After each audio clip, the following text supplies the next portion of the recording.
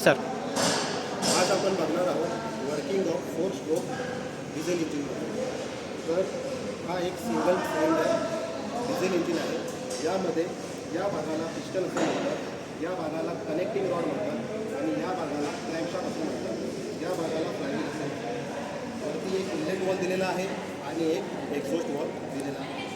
4 stroke इंजिनमध्ये पहिला stroke हा सक्शन स्ट्रोक असतो, दुसरा कॉम्प्रेशन स्ट्रोक असतो, तिसरा पॉवर स्ट्रोक असतो आणि चौथा एक्झॉस्ट स्ट्रोक असतो. तर आपण बघूया suction stroke, compression stroke, power आणि एक्झॉस्ट अशा प्रकारे वर्किंग करतात. सर्वप्रथम सक्शन स्ट्रोकमध्ये इनलेट वॉल उघडला जातो, एक्झॉस्ट वॉल बंद राहतो. पिस्टन हा सुरुवातीला TDCला असतो. TDC म्हणजे टॉप डेड सेंटर आणि TDC म्हणजे बॉटम डेड सेंटर. तर सर्वप्रथम पिस्टन हा TDC ते DDC असे खालील अंतर पूर्ण करतो आणि यावेळेस इनलेट वॉल उघडतो, एक्झॉस्ट वॉल बंद राहतो आणि डिझेल इंजिन असल्यामुळे फक्त हवा आतमध्ये येते. जेव्हा पिस्टन TDCला पोहोचते त्यावेळेस सक्शन स्ट्रोक कंप्लीट होतो आणि क्रॅन्कशाफ्टचा अर्धा फेरा पूर्ण होतो आणि यानंतर सुरू होते कॉम्प्रेशन स्ट्रोक. कॉम्प्रेशन स्ट्रोकमध्ये दोन्ही वॉल बंद राहतात आणि त्यानंतर पिस्टन TDC ते TDC अंतर पूर्ण करतो.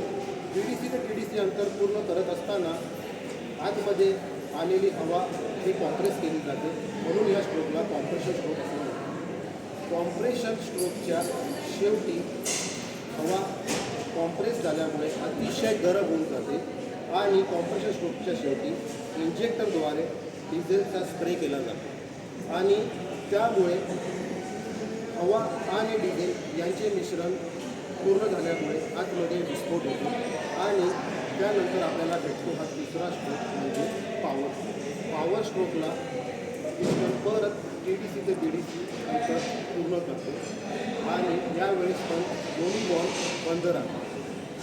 पिस्टन जेव्हा TDCपर्यंत येते त्यावेळेस पॉवर स्ट्रोक हा पूर्ण होतो आणि त्यानंतर चौथा स्ट्रोक सुरू होतो, तो म्हणजे एक्झॉस्ट स्ट्रोक. एक्झॉस्ट स्ट्रोकमध्ये इनलेट वॉल बंद राहतो आणि एक्झॉस्ट वॉल उघडला जातो आणि पिस्टन TDC ते TDCपर्यंत अंतर पूर्ण करतो. यावेळेस आतमध्ये जळालेले ज्या पण गॅसेस असतात त्या बाहेर काढल्या जातात आणि एक्झॉस्ट वॉल मार्फत बाहेर टाकले जातात. अशा प्रकारे 4 स्ट्रोक इंजिनचं वर्किंग पूर्ण होतं. या 4 स्ट्रोक इंजिनमध्ये सक्शनमध्ये अर्धा फेरा क्रॅन्कशाफ्टचा पूर्ण होतो, कॉम्प्रेशन स्ट्रोकमध्ये अर्धा फेरा पूर्ण होतो, पॉवर स्ट्रोकमध्ये अर्धा फेरा